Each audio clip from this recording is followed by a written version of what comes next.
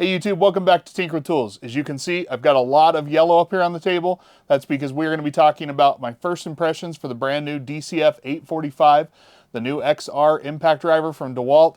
We're going to be comparing it to some of the other DeWALT impact drivers that we have, and we're going to be trying to figure out if this one is worth it or if you should stick to one of the predecessors. So let's get into that on Tinker with Tools.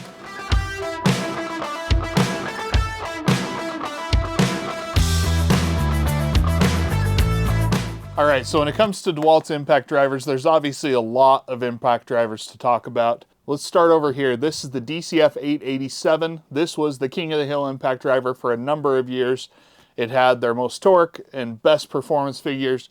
It was the most complete impact driver. This one had 3,800 impacts per minute, 3,250 RPMs in speed 3, and it was dealing with 1,825 inch-pounds of torque. Well, when they announced the DCF850, I always assumed that this was going to be the new XR impact. It actually had the same performance figures as what came on the 887, but it was significantly smaller, actually going underneath 4 inches for its head size, besting the likes of Milwaukee and Makita in terms of the smallest impact driver out there.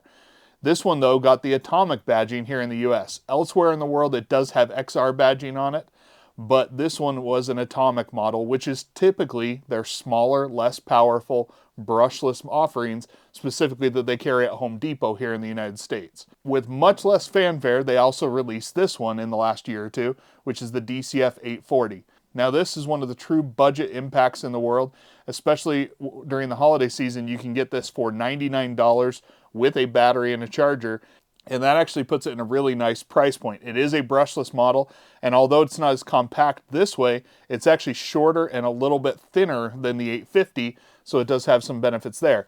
It does come up a little bit lighter on torque. This one's only 1,700 inch-pounds of torque, but the big difference is going to be in the number of impacts. Well, these top out at 3,800. This one reaches for the sky with 4,200 impacts per minute, which, given the fact that it's kind of their entry-level brushless impact driver, specifically at Lowe's, this is actually quite a lot of impacts per minute. And because of that, when you see these tested, there's a lot of times where this one actually comes out on top and performs better than either of these two impact drivers. All right, and then the impact driver that is the main subject of what we're going to be talking about today, the DCF845. This one, you heard rumors about it, that it was going to be released at the end of last year. We ended up getting in January. This was going to be the new XR impact to replace the 887.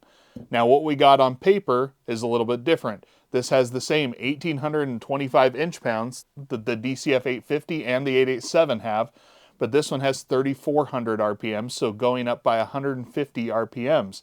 It also gets the 4,200 impacts per minute of the DCF840 and carries a very similar housing size. There was a lot of people that said that the new XR would simply be the 840 with a 3-speed selector. Well, we're getting a decent bump in power over that one, a little bit of bump in RPMs, and so now with this new XR, we do have the impact driver with the best specs on paper. But when we start doing the testing, is that what we're going to find out? Well, let's go ahead and get over here to our testing, and we'll go ahead and drive some fasteners so we can get first impressions of this. Now for these tests, we are going to be running a 5 amp hour battery, fully charged on each one of these. So we're going to try and take the battery out of the mix on this. And then obviously not all of them have a speed 3, but for the ones that we're doing it, we're mostly going to be testing up in speed 3. So let's get over to the testing and figure out if this one is the new king of the hill or if you should still commit your money to one of the older ones. All right, we are going to start first with the DCF887. Let's go see how it does down in speed 1.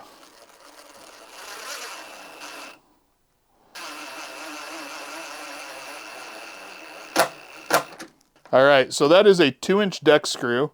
With DeWALT Speed 1, you can see that obviously it is meant for small fasteners with precision control. All right, now up in Speed 2. Let's grab a smaller fastener and just look at Speed 1 with this one.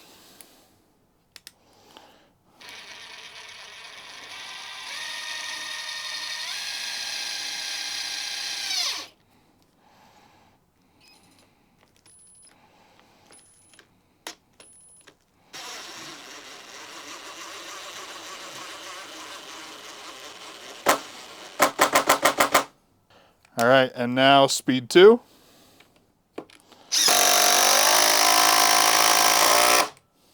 All right, right, and now speed 1 with the new XR, the 845.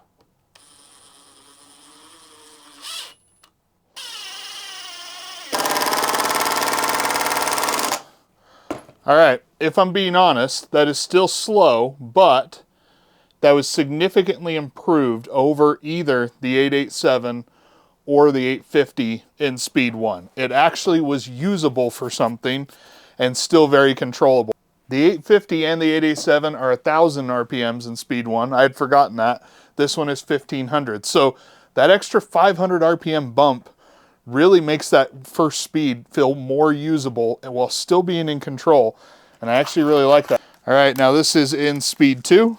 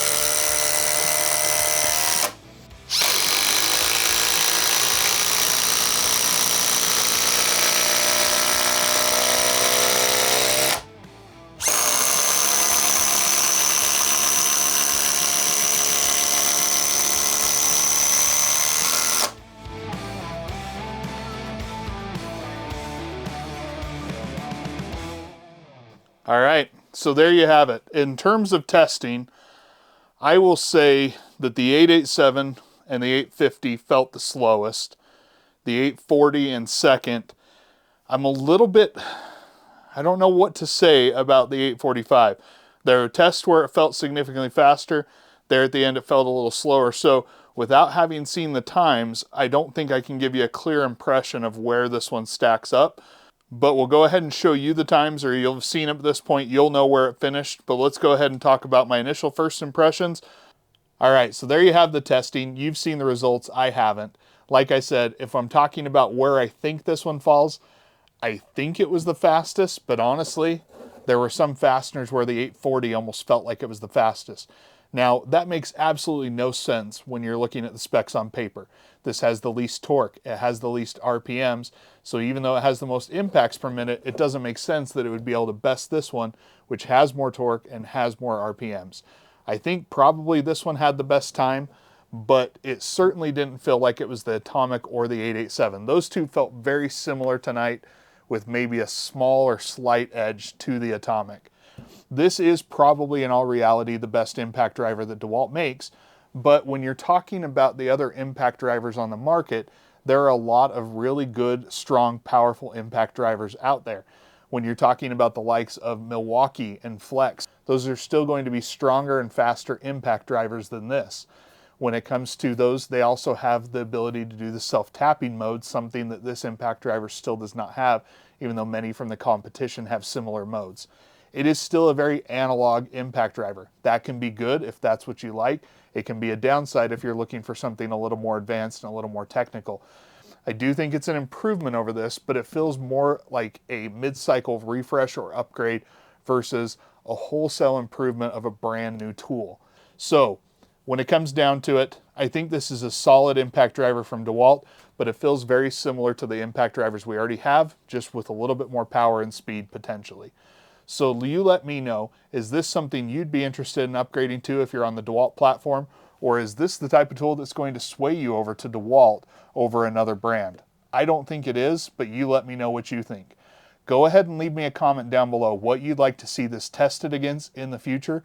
We'll go ahead and get those tests slated up and we'll try and put it against some of the competition so you can see exactly where it stacks up. Thank you for watching. If you like this video, hit that like button. And if you haven't already, please consider subscribing and hit that bell notification so you can get notified when I release new content. Thanks for watching. This has been Tinker with Tools.